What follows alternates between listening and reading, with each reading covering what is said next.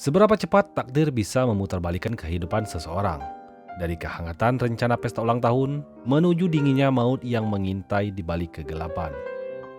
Bagi Jungsu, janji manis untuk pulang tepat waktu demi meniup lilin bersama putrinya seketika lenyap, tergantikan oleh reruntuhan beton raksasa yang kini menjadi penjara sempit tanpa celah.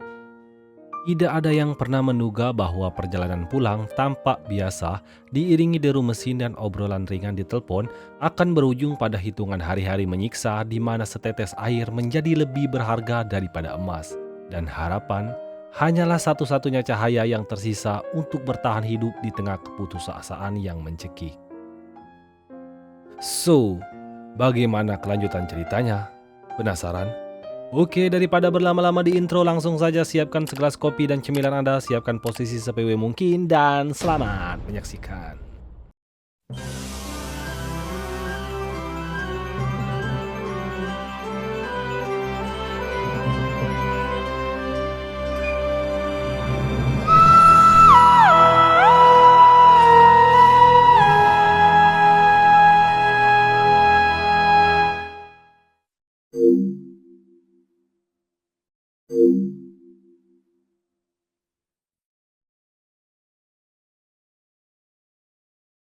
Kisah ini akan berfokus ke seorang pria bernama Jungso di mana kala itu ia tengah berhenti di sebuah SPBU terdekat untuk mengisi bensin yang sebentar lagi akan habis. Di sana, sempatlah terjadi kesalahpahaman kecil antara Jungso dan petugas SPBU yang sudah uzur ini, di mana sang petugas sempat miskomunikasi dengan si Jungso karena sudah mempunyai keterbatasan dalam mendengar. 안 가득에 97,000원대로 갔습니다. 아까 제가 3만 원만 넣어달라고 제가 말씀드렸었죠. 아유 사장님 죄송합니다. 주세요. 제가 할게. 아 내가 할게 내가. 일 하시려면은 보통 제가 하라 그랬잖아요. Setelah situasi canggung itu teratasi, sang petugas tersebut langsung menyodorkan 2 botol air minum sebagai tanda permohonan maaf atas peristiwa yang tak mengenakan tadi. Dengan 2 botol air di sisi kursi, Jungso lalu melanjutkan perjalanannya. Di tengah perjalanan, ia menerima panggilan telepon dari sang istri yang mendiskusikan tentang perayaan ulang tahun Sojin, putri mereka. Jungso sempat bergumul dengan keinginan untuk membelikan anak anjing sebagai hadiah. Namun, ia segera mengurungkan niat tersebut karena kekhawatiran mendalam akan tanggung jawab perawatan hewan peliharaan itu. Sebelum mengakhiri percakapan, Jungso meyakinkan istrinya bahwa ia telah membelikan kue ulang tahun untuk Sojin dan berjanji akan tiba di rumah tepat pukul 17.59. Baru saja ia menutup telepon, ia pun kembali mendapatkan panggilan yang ternyata dari bos di tempatnya bekerja. 유아용 카시탄 3개만 좀 껴. 반갑습니다. 지금 운전 중입니다. 말씀하십시오. Dikarenakan di dalam terowongan biasanya susah dapat sinyal, plus takut kalau terjadi apa-apa nantinya kalau nelpon sambil nyetir, Jungso pun segera mengakhiri panggilan itu. Tak berselang lama, ketika baru saja memasuki kegelapan terowongan, tiba-tiba lampu dalam terowongan tersebut mendadak mati. Dan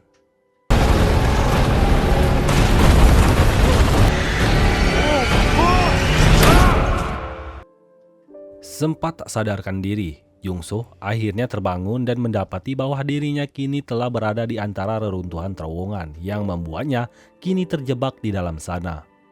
Jungso pun kemudian mencoba menyalakan handphonenya untuk mencari bantuan, namun sayang sinyal pada handphonenya hilang yang beruntungnya masih bisa melakukan panggilan darurat ke 119.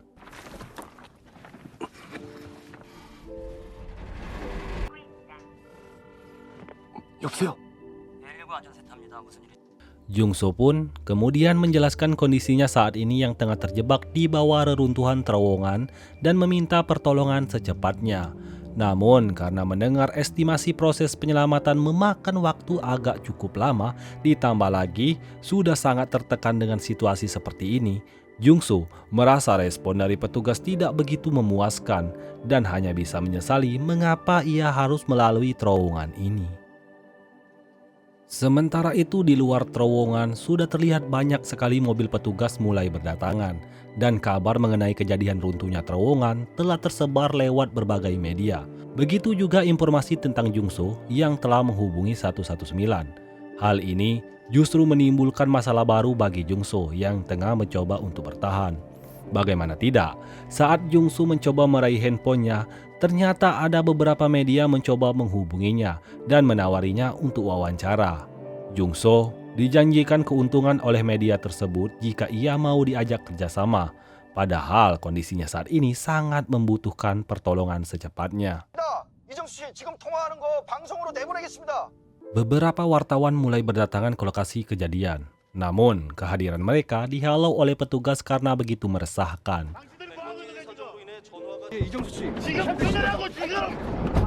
Melihat ada potensi berita besar yang berpotensi viral, mereka sama sekali tidak memperdulikan perasaan korban dengan tetap melakukan liputan secara barbar. Sementara Jungsu yang sebagai korban dimanfaatkan keadaannya untuk mengejar rating penyiaran. Hal tersebut membuat petugas semakin geram dibuatnya, karena bagaimana tidak, para awak media tersebut sama sekali tidak ada empatinya, tidak memperdulikan perasaan korban, dan justru akan semakin membuat korban lebih merasa kesulitan. Sementara itu, di antara reruntuhan tersebut, Jungsu terlihat semakin panik karena hanya bisa bertahan di dalam mobilnya tanpa bisa berbuat apa-apa. Ia pun berusaha untuk kembali menghubungi petugas untuk sekedar menanyakan kapan segera mendapatkan pertolongan. Sang petugas lantas berusaha menenangkan Jungsu dengan memberikan instruksi kepada Jungsu supaya ia bisa dikit bertahan lebih lama lagi. Sang petugas lalu menanyakan ketersediaan air serta makanan di dalam sana dan juga kondisi baterai ponselnya agar nantinya tetap bisa terus berkomunikasi. Demi menghemat energi, Jungsu juga diminta untuk segera memakan kue yang ada dan juga meminum air yang ada sedikit demi sedikit agar tidak cepat habis sampai bantuan tiba.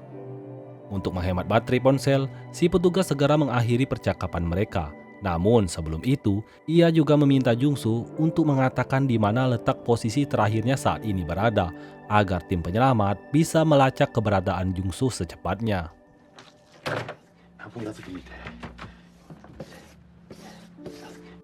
Tidak lama kemudian, handphone Jungsu kembali berbunyi.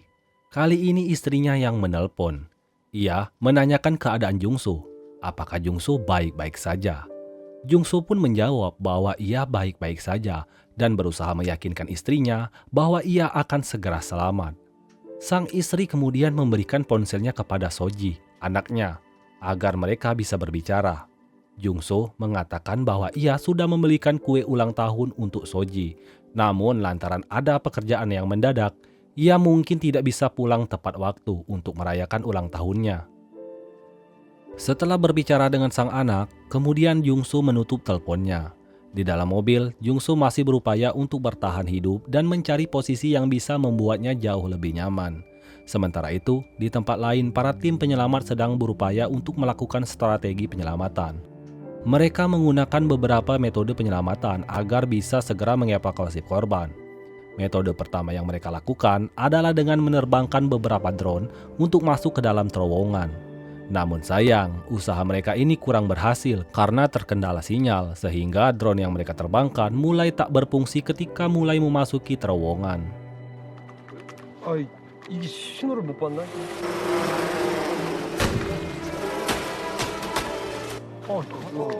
Tak kehabisan akal, Kim Dae-hyun, salah satu penanggung jawab tim penyelamat tersebut, kemudian memutuskan untuk menggunakan mobil untuk masuk langsung ke dalam terowongan bersama salah satu rekan kerjanya. Berkat suara klakson tersebut, tak lama kemudian Jungsu menelpon dan mengatakan bahwa ia mendengar suara klakson tersebut, sehingga di sini Dae-hyun merasa Jungsu berada tidak jauh dari posisinya. Baru saja menemukan titik terang, tiba-tiba suara gemuruh muncul dari balik kegelapan dan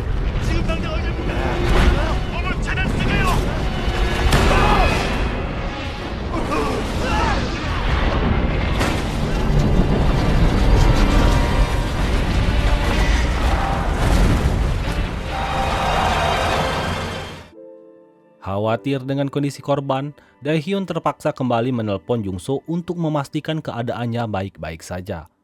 Mengerti bahwa sang istri bakalan khawatir, Jungsu pun selalu mengatakan bahwa dirinya baik-baik saja. Setelah menemukan lokasi pasti Jungsu berada, tim penyelamat pun akan semaksimal mungkin mengerahkan semua tim yang ada demi menyelamatkan si korban. Di mana kali ini, mereka akan memanfaatkan sebuah mesin bor raksasa yang akan menembus tanah dan akan mulai masuk melalui pintu selatan. Namun sebelum itu terjadi, mereka pun bertemu dulu dengan istrinya Jungsu yang sedang menunggu di luaran sana.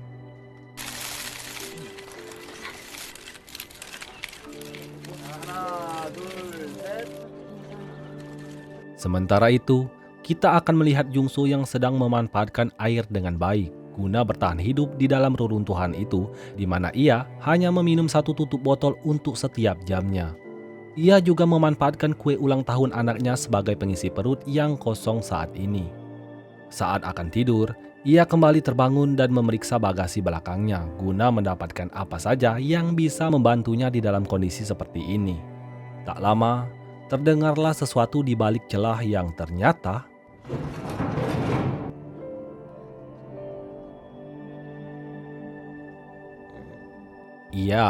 ada seekor anjing yang secara tidak langsung menandakan bahwa ada orang lain terjebak selain dirinya.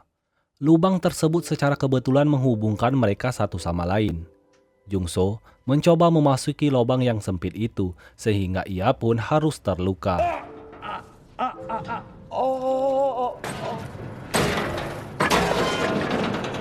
Sesampainya di ujungnya, ia menemukan pemilik anjing tersebut, di mana ia adalah seorang gadis yang tidak bisa berbuat apa-apa karena terjepit oleh reruntuhan yang selama 2 hari ini menimpa dirinya. Sempat mencoba menolong, namun sepertinya usaha tersebut sia-sia saja. Jungsu pun kemudian mencoba menenangkan si gadis dengan mengatakan bahwa dirinya akan segera selamat karena tim penyelamat saat ini sedang berusaha untuk menyelamatkan mereka semua dari sana. 제가 통화를 했었거든요. 근데 내가 지금 대한민국 총동원해가지고 우리 구하려고 엄청나게 노력하고 있을 거예요. 진짜죠? 그럼요. Lantaran kehausan, gadis itu pun meminta air kepada Jungsu. Di sini Jungsu pun mau tidak mau harus membagi sisa air kepada gadis tersebut. Jungsu memberi air tersebut sedikit demi sedikit guna menghemat air agar tetap bisa bertahan di dalam sana. Baru saja ingin menghemat, si gadis meminta Jungsu untuk memberi air sedikit lagi kepada si anjing yang sudah tampak sangat kelelahan. 태희야, 이리 와. 아저씨.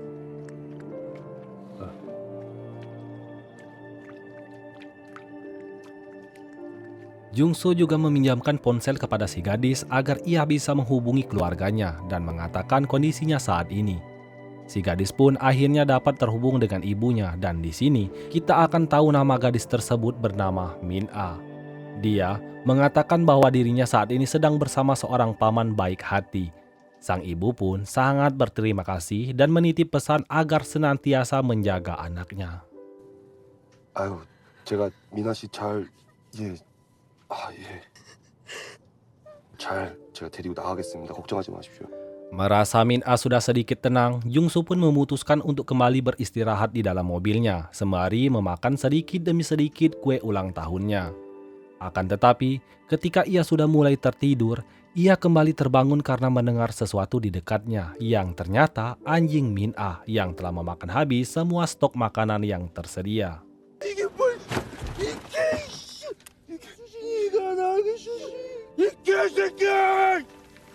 Alih-alih meluapkan rasa kekesalannya kepada si Min-a, Jungsu lebih memilih menyembunyikannya saja, di mana saat ia kembali ke mobil si Min-a, Jungsu justru melihat kondisi Min-a yang semakin memburuk dan mulai kesulitan dalam bernapas.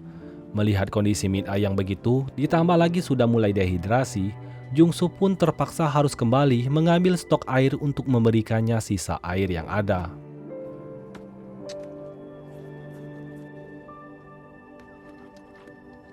Balik-balik, Jungsu sudah melihat Min-a sudah tak sadarkan diri. Ia yang semakin panik pun kembali mencoba melepaskan Min-a dari bawah reruntuhan. Sambil menangis, ia berusaha mendorong semua reruntuhan yang menjepit Min-a, hingga akhirnya Min-a dirasa sudah tak bernyawa lagi.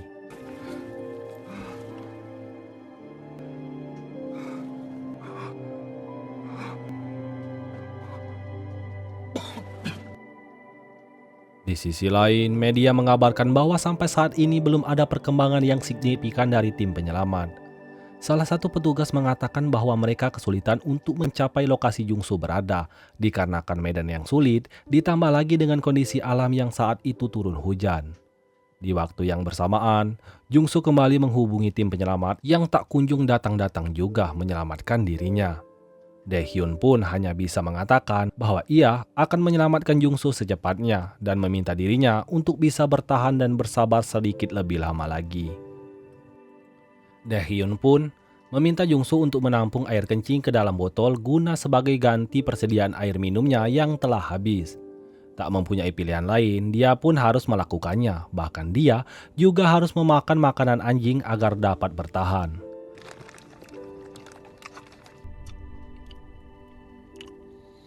Tak lama kemudian, dia pun terkejut ketika pintu mobil tersebut tiba-tiba terjatuh, yang membuat Jungsu pun bisa kembali merasakan nikmatnya bisa berdiri setelah sekian lamanya berada di tempat ini.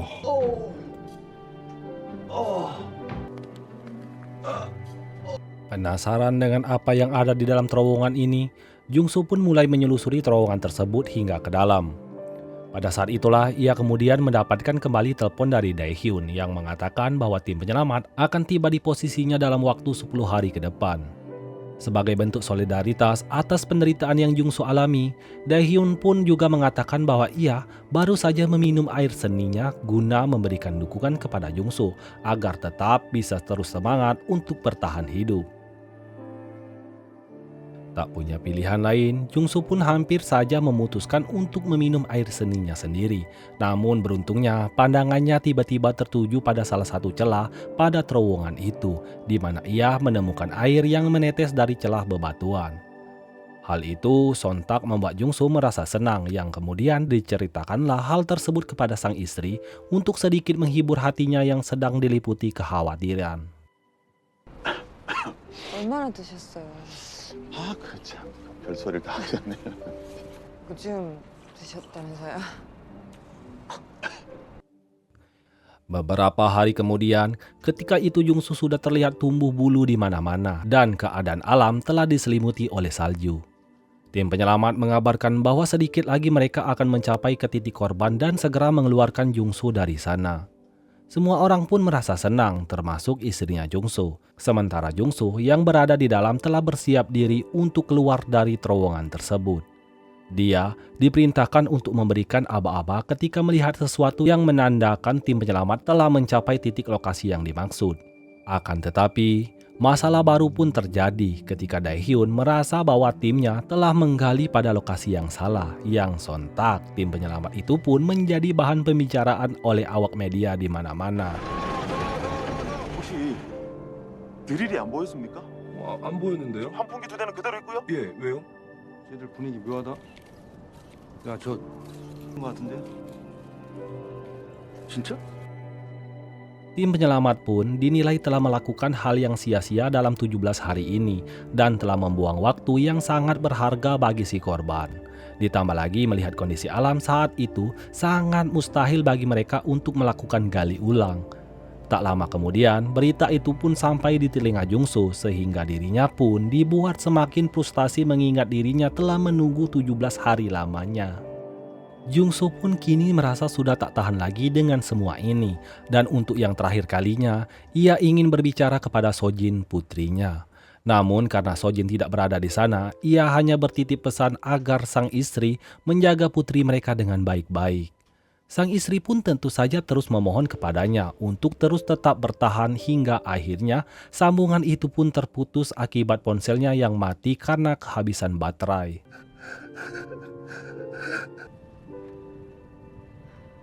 Beberapa hari kemudian, Daehyun si ketua tim penyelamat pun terlihat terus berusaha untuk menyelamatkan Jungsu. Akan tetapi, di hari ke-23 itu masih saja belum ada perkembangan yang signifikan.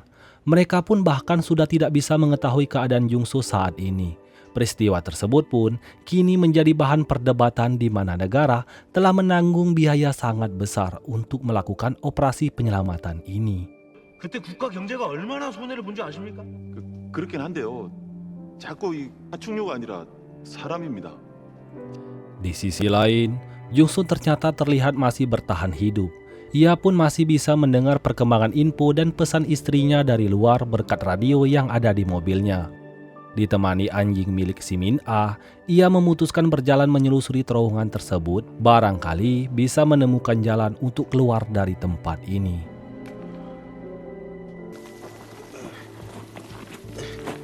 Keadaan di luar semakin menjadi-jadi ketika terjadi kecelakaan di lokasi tersebut yang juga menimbulkan korban. Oleh sebab itu, akhirnya kegiatan penyelamatan itu pun terpaksa dihentikan yang membuat istri Jungsu semakin menahan duka pilu mengingat suaminya sedang berada di dalam sana menunggu pertolongan. Tanpa disadari, Jungsu mendengarkan kabar itu dari radio yang membuat ia pun menahan tangis ketika mendengar sang istri mengatakan bahwa semua orang menganggap dirinya telah mati. Namun, sang istri masih yakin bahwa Jungsu pasti masih bertahan hidup dan tetap akan menunggu kepulangannya. 오빠 너무 미안해. 미안해. Keesokan harinya, Daehyun si ketua memutuskan untuk turun langsung ke dalam terowongan. Ia mengatakan sebelum semua ini berakhir, ia harus memastikan korban telah mati atau masih hidup. 너무 비겁하잖아. Sesampainya di bawah, ia memasukkan sebuah alat untuk mendeteksi suara dari celah-celah batu di sana. Akan tetapi, tak lama kemudian, Daehyun pun dipaksa untuk naik ke atas lantaran terowongan tersebut akan segera diledakkan. 5분만.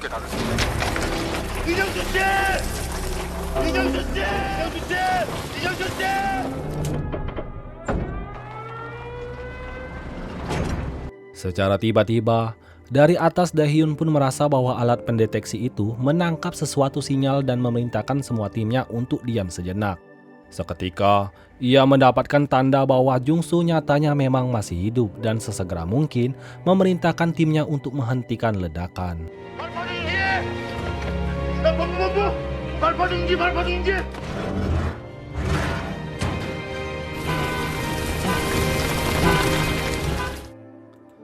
Akhirnya, tepat di hari ke-35, perjuangan panjang itu pun berbuah manis. Daehyun dan timnya berhasil menemukan lokasi Jungsu yang sebenarnya dan berhasil mengeluarkannya dari reruntuhan. Jungsu pun selamat. Melihat korban berhasil evakuasi, awak media pun mendadak mengerumuni tandu medis, membanjiri dengan berbagai pertanyaan dan kilatan kamera yang menyilaukan tanpa rasa bersalah. Kesal dengan kemunafikan dan gangguan tersebut, Daehyun pun berteriak lantang mengusir mereka, meluapkan segala emosi yang terpendam selama sebulan lebih.